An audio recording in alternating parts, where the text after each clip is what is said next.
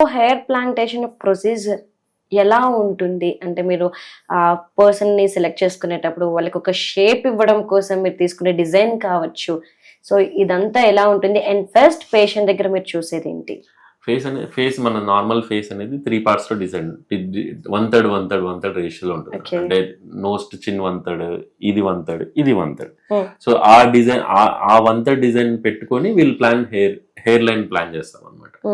And irregular pattern maintain చేయాలి. ఎందుకంటే మనం చూసామంటే మన హెయిర్ ఎప్పుడు ఇర్రెగ్యులర్ ఉంటుంది, ఒక లైన్ లాగా ఉండదు.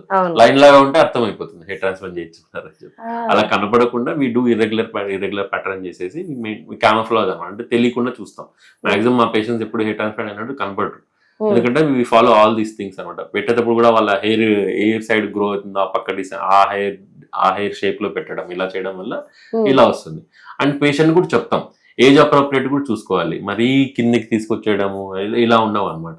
ఇప్పుడు మగవాళ్ళలో ఈ 1/3 మెయింటైన్ మరీ తీసుకొచ్చామని ఫెమినైన్ లుక్ వస్తుంది అనమాట. So avoid those things. Age బట్టి వీల్ ప్లాన్.